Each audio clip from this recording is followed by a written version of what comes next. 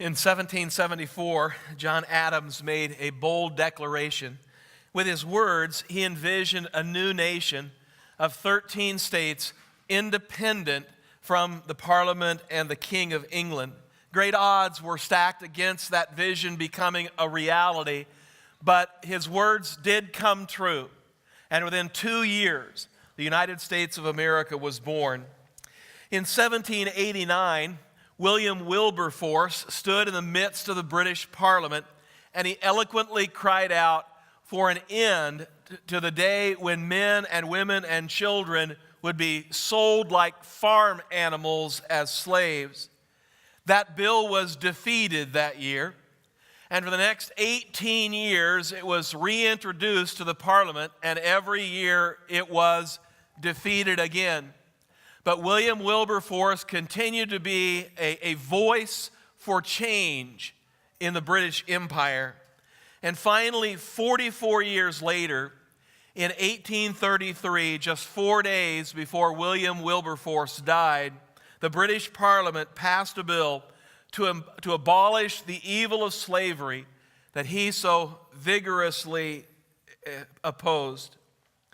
In the late 1800s, two brothers, Orville and Wilbur Wright, predicted that the age of the flying machine was upon us. Now, it took 10 more years of failed experiments before finally, on December 17th, 1903, the Wright brothers made history when they lifted off in their small biplane from the sandy beach of Kitty Hawk, North Carolina, and the age of air travel began. In the early 20th century, a dynamic industrialist by the name of Henry Ford stood in front of his ragtag band of employees and vowed to make automobile transportation affordable for the average American family. And the entire nation laughed out loud. But barely 15 years later, millions of Ford Model Ts were being bought and sold across the United States for $290 each. Wish you could buy one for that today. In the 1940s, a young evangelist by the name of Billy Graham had a radical dream. He and a bunch of his college friends had this dream of filling up stadiums across the country and around the world where the gospel could be proclaimed to the gathered multitudes. It was a radical idea that hadn't ever been tried before. And since then, over 200 million people have heard Billy Graham preach in one of those crusades alive, and over 1 billion people have heard him broadcast through the airwaves of television and radio around the world. In 1963, Martin Luther King Jr. stood on the steps of the Lincoln Memorial in Washington, D.C., and painted a picture of a world without prejudice, hatred, and racism. He said, "I have a dream that my 4 children will one day live in a nation where they will not be judged by the color of their skin, but by the quality of their character." And although Dr. King was assassinated, his dream lived on. 50 years later, his passion is still guiding our nation. And although not all racism has been eliminated, we're a long way along that path, much further than we were when he stood on those steps in 1963. Scroll down through the accomplishments that you can think of that have happened here in this area and around the world, and you have to wonder, who comes up with those ideas? And how in the world do those radically new ideas become reality? And the answer is, for all of those accomplishments and for every other accomplishment that has happened in the history of the human race, they've all been initiated by God in the hearts and the minds of men and women who would be leaders. Every human accomplishment requires leadership. And every positive accomplishment requires not just leadership, but the right kind of leadership. Here in Philippians chapter 2, which is the passage we're looking at this morning, verses 19 through 30, Paul talks about a couple of young leaders. Their names were Timothy and Epaphroditus. And from this passage, I want us to glean some of the character traits that define good and godly leadership, and also some of the ways that God would have us respond to that kind of leadership. Listen to what Paul says. I hope in the Lord Jesus to send Timothy to you soon, that I also may be cheered when I receive news about you. For I have no one else like him who takes a genuine interest in your welfare. For everyone looks out for his own interests, not those of Jesus Christ. But you know that Timothy has proved himself, because as a son with his father, he has served with me in the work of the gospel. I hope, therefore, to send him as soon as I see how things go with me. And I'm confident in the Lord that I myself will come soon. But I think it is necessary to send back to you Epaphroditus, my brother, fellow worker and fellow soldier, who is also your messenger, whom you sent to take care of my needs. For he longs for all of you and is distressed because you heard he was ill. Indeed, he was ill and almost died. But God had mercy on him, and not only on him, but also on me, to spare me sorrow upon sorrow. Therefore, I am all the more eager to send him, so that you may see him again and may be glad, and may have less anxiety. Welcome him in the Lord with great joy, and honor men like him, because he almost died for the work of Christ, risking his life to make up for the help you could not give me. So we'll start by defining godly leadership and point out 5 characteristics that define that kind of leadership. Number 1, godly leadership has a genuine concern for those who are led. You don't measure good leadership by the number of years that a person has led. You don't measure leadership by the title she has.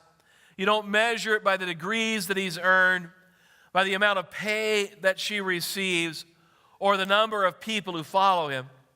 Rather, the Bible teaches that good leadership is measured by the service that is provided to those being led. It was Jesus in Matthew chapter 20 who reminded his apostles of what leadership in his kingdom is supposed to look like. Jesus said, "You know that the rulers of the Gentiles lord it over them, and their high officials exercise authority over them. Not so with you. Instead, whoever wants to become great among you must be your servant, and whoever wants to be first must be your slave. Just as the Son of Man did not come to be served, but to serve, and to give his life as a ransom for many." That attitude of genuine service to others marks the leadership of Jesus. And Jesus says it will also mark the leadership of other leaders in his kingdom. When Paul talked about Timothy in this passage, he said of him, he takes a genuine interest in your welfare. That word interest is a word that's used in another familiar passage from the teachings of Jesus. In Matthew chapter 6, Jesus says, don't worry. That's the word. Don't worry about your life, what you will eat or drink. Don't worry about your clothes. Paul was saying of Timothy that he wasn't worried about himself. He wasn't worried about what he was wearing. He wasn't worried about what he was going to eat. He wasn't worried about his accomplishment. He wasn't worried about his dreams or his desires. He was worried about or interested in or concerned about what was going on in the lives of the people that he was leading. That's what dominates the mind of a godly leader. Not what's going on in his own life, but what's going on in the lives of the people that he leads. A good leader doesn't fake that kind of concern for others. She doesn't have to create it or work it up in herself. Paul says that Timothy's concern was genuine. And it is in every godly leader. It's a genuine concern. It's a natural concern. It's a sincere concern. It's not manufactured. It comes from the heart. And Paul gave the indication that those kind of leaders are rare. In fact, he said, I have no one else like Timothy. But when we find that kind of leader, we should follow them. A second characteristic of godly leadership, a godly leader honestly puts Christ above himself. Paul told the Philippians in verse 21, for everyone looks out for his own interests, not those of Jesus Christ. And in saying that, Paul was saying Timothy stands in contrast to that. Timothy's not like that at all. He doesn't look out for his own interests, but rather Timothy was looking out for the interests of Jesus Christ. He was trying to do what Jesus wanted him to do. He was trying to serve as Jesus wanted him to serve. The primary concern of a godly leader is for Jesus Christ. It's for what Jesus wills. It's for the kingdom of Jesus. When Peter wrote in 1 Peter chapter 5, that passage about the qualities that the elders of the church should have, he told them not to serve in order to get something, but rather to be serving because they want to do that. Not greedy for money, he says, but rather eager to serve. And that's the kind of leaders we need to look for, and that's the kind of leaders we need to follow. Those kinds of leaders who honestly believe that they're there not for their own benefit, not for their own power trip, not for their own ego, but they're there because that's where God wants them to be. And they're there to accomplish whatever it is that God wants them to accomplish. And I know that we have many leaders like that here at Suburban. They aren't in leadership for the glory they receive because there isn't much glory that goes to our leaders. They aren't in it for the rewards that they think they'll receive or the power that accrues to them. They're in leadership for basically one reason, because they have a burden that was put in their heart by Jesus. And they're being obedient to that burden by stepping into the leadership roles in which they serve. And those are the kind of leaders that we desperately need. A third quality of godly leadership, a good or godly leadership leader has already shown himself faithful. Paul said of Timothy in verse 22, he has already proved himself. Paul was sending Timothy to Philippi as his representative, not right then, but he says, I'll do it as soon as I can. He was going to send Timothy to Philippi as his representative, but Timothy was not going on his maiden voyage of leadership. It's not that Timothy had never been a leader in any other situation. He'd already demonstrated good leadership qualities in other smaller ways. And now Paul was giving him a more significant assignment of responsibility. In fact, it's interesting if you turn to the book of Acts and you read through the history of Timothy in the book of Acts, and you can see this progression into greater and greater roles of responsibility in Timothy's life. We first meet Timothy in Acts chapter 15 when Paul comes into the city of Lystra and brings the gospel there, and he meets young Timothy there in Lystra, and he decides, seeing the quality of young man that Timothy is, that he'll take Timothy with him as a part of his team, going from city to city, proclaiming the gospel. That's in Acts chapter 15. But you don't hear anything about Timothy. He's not mentioned again for the next chapter and a half.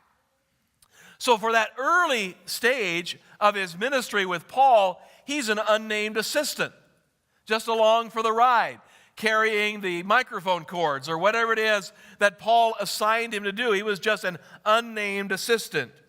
We meet him again in Acts chapter 17, verse 14. In that passage, Timothy is mentioned. It says that, Luke says, that Paul left Silas and Timothy at Berea. And Paul and the rest of the team went on to wherever it was that he was going to preach next.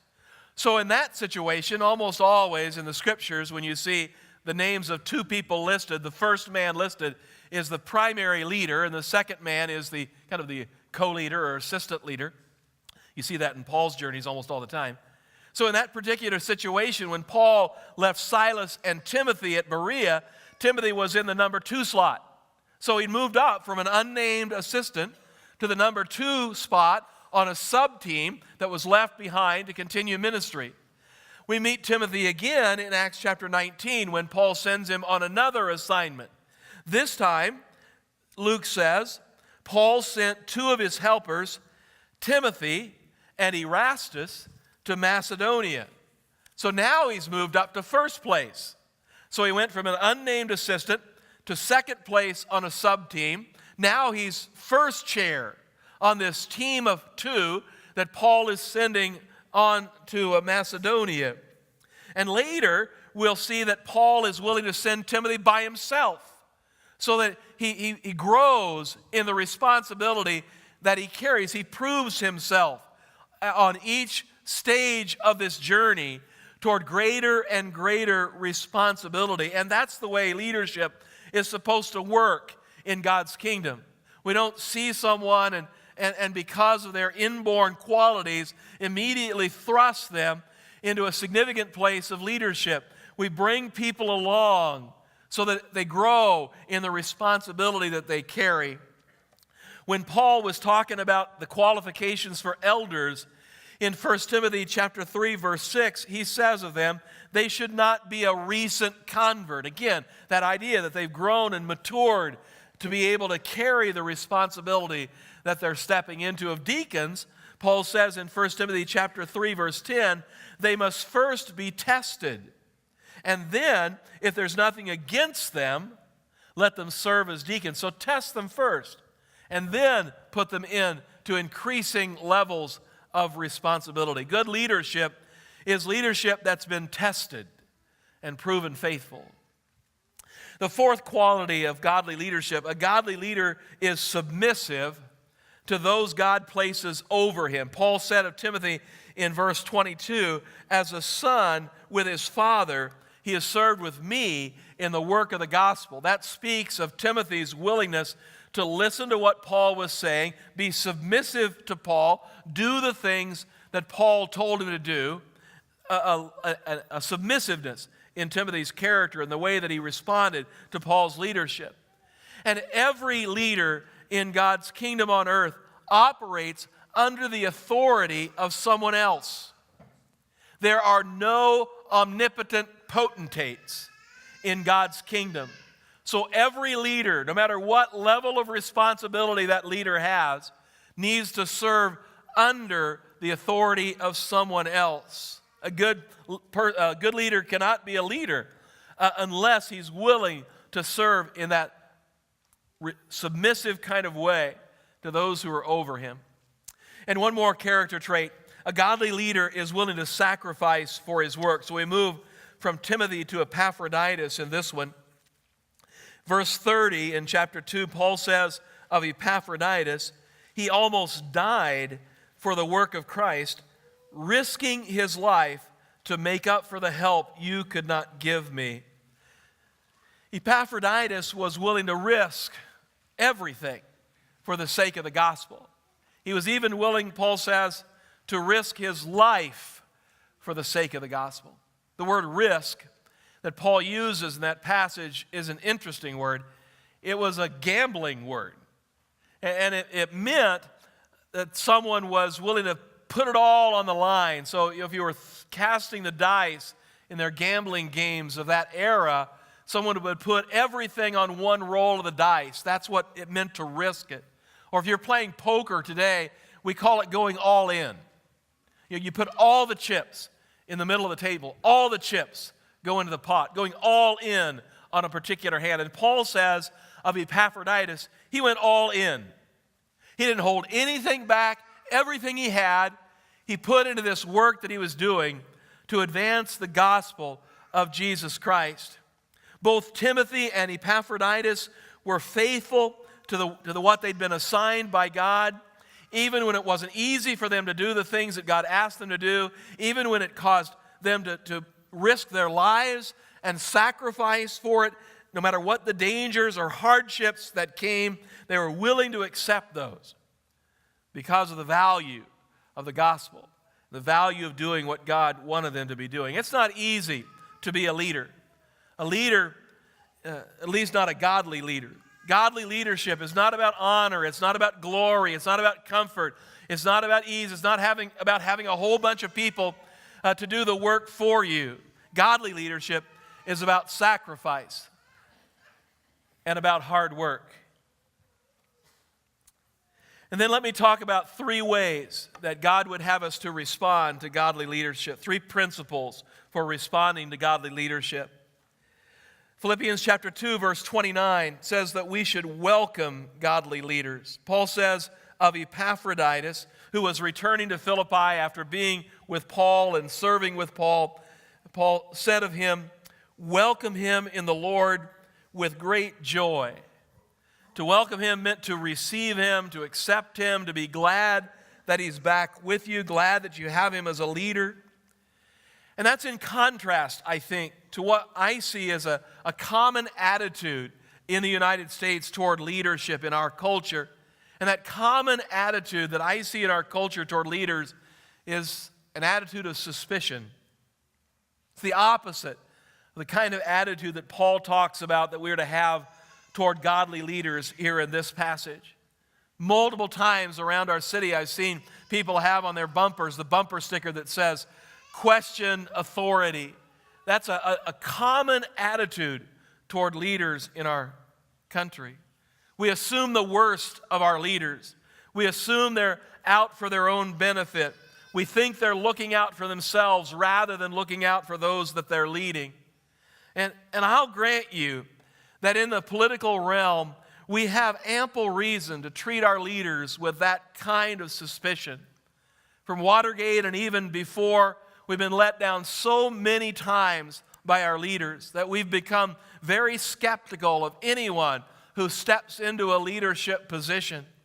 And I'll be honest with you, and I say today that I've never been so discouraged and disappointed with the quality of the leadership that we have in the United States as I am today.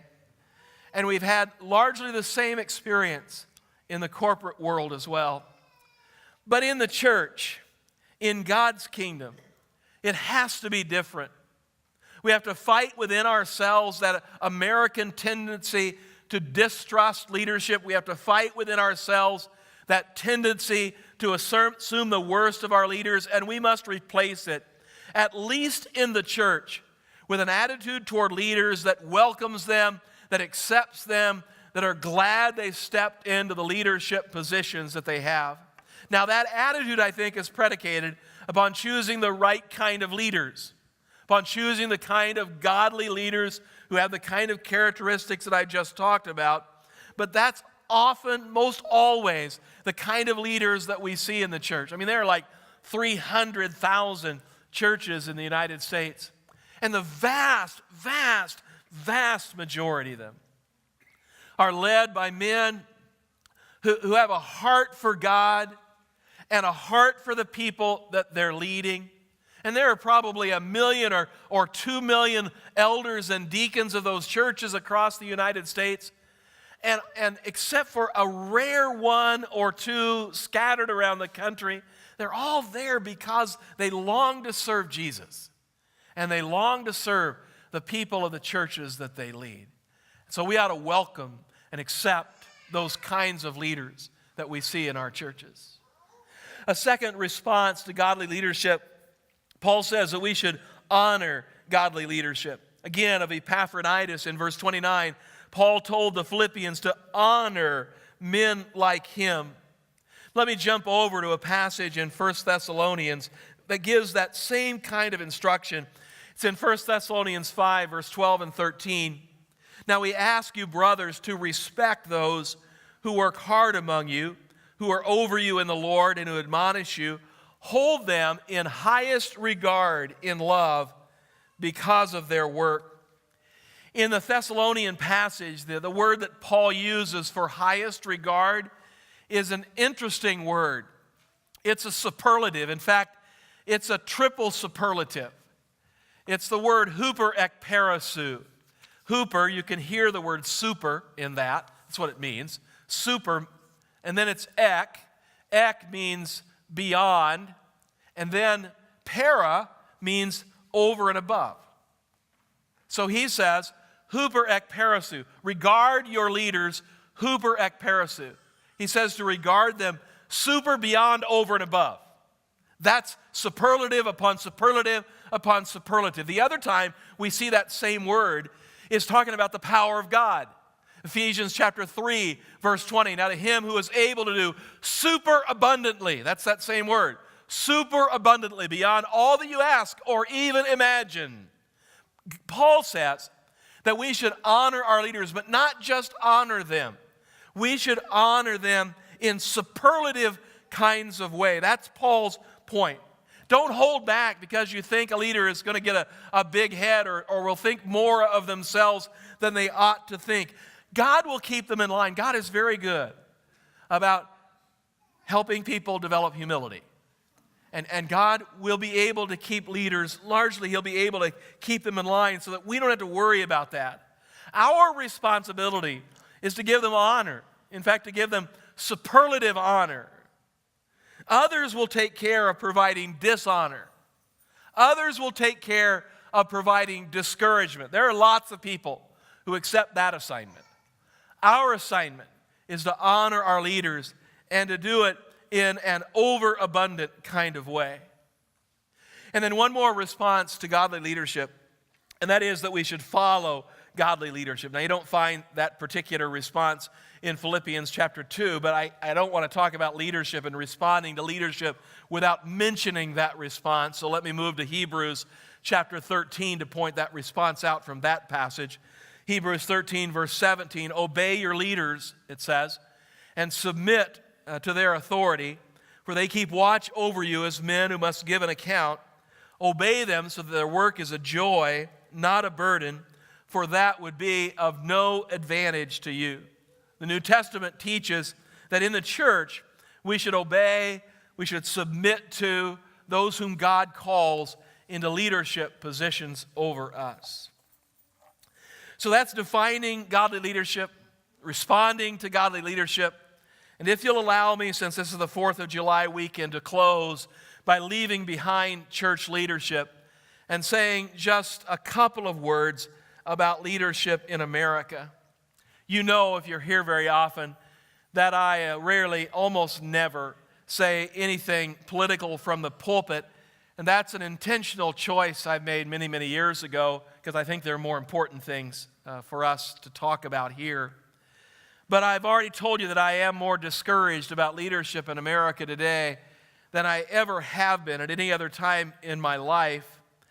And I don't have the answers about how to find good, godly leaders for our country because that is what we need. It's the deep need of our country to find the kind of quality of leadership that will help us move forward as a nation. So as I speak about the kind of leaders that we need, perhaps what we need to recognize is the attitudes that we long to see in our leaders, the attitudes that we need to see in our leaders, the actions that we need to watch them do are the same ones that we need to exhibit in our own lives. And perhaps, just perhaps, if we, the American people, did that, then maybe the kind of leaders that we want and need would surface too. There's a statement that's been attributed many times to Alexis de Tocqueville. If you read all the writings of de Tocqueville, you will not find this statement in any of his writings, so we're not sure if he said it or not. But it's been attributed to him by presidents and by people all the way, for the last 100 years. And whether it came from him or not, it's still a marvelous statement. It says, America, let me look at it again. It says, America is great because America is good. And if America ever ceases to be good, America will cease to be great.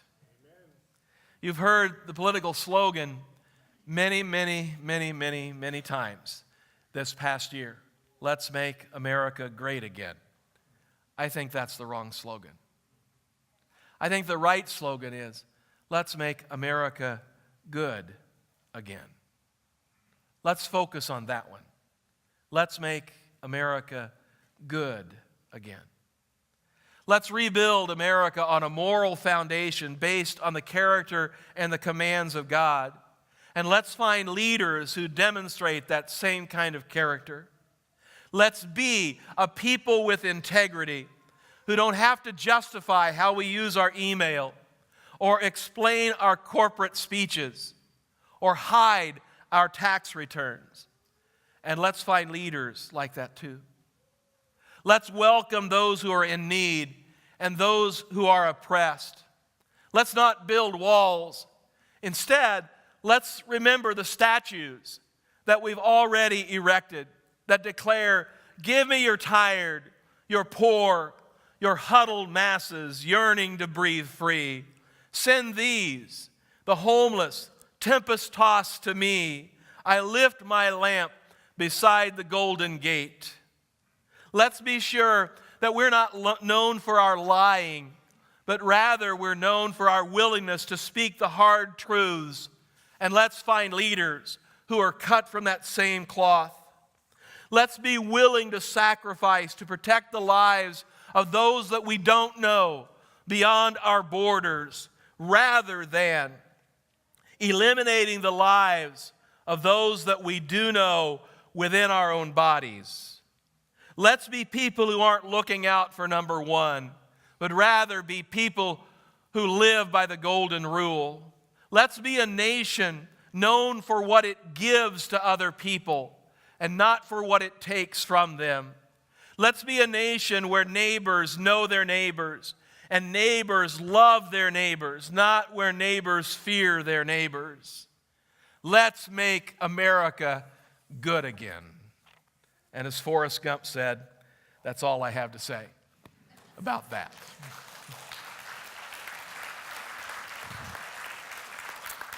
We're to sing our song of commitment, and if God is at work in your heart in any way to which you need to step forward and pray with someone or talk with someone, several of our staff will be here at the front. We'd be happy to talk with you and pray with you this morning as we sing our song together. Let's stand and sing.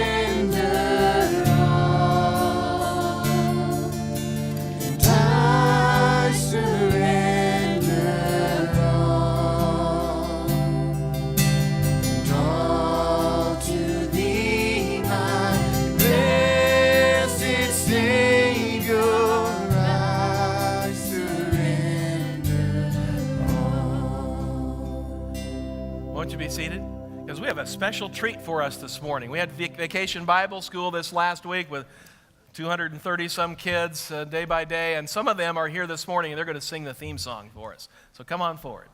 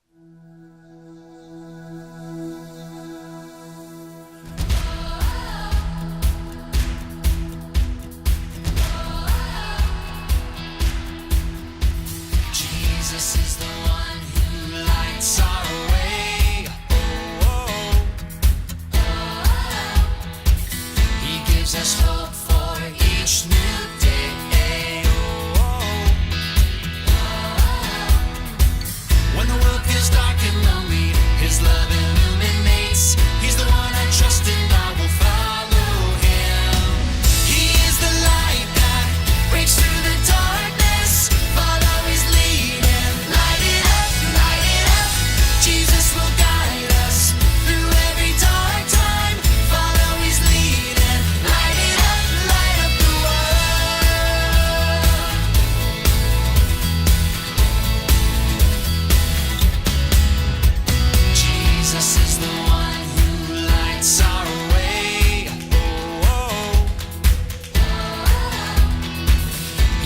Jesus, hope for each new day.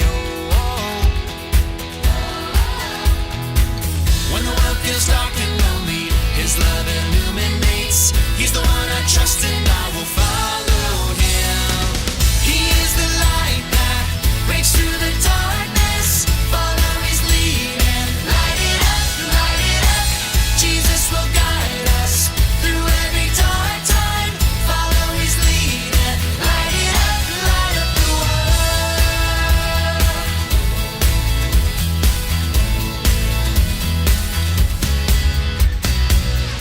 I'm gonna follow Jesus wherever He will lead me. I'm gonna follow Jesus all the way. I'm gonna follow Jesus wherever He will lead me.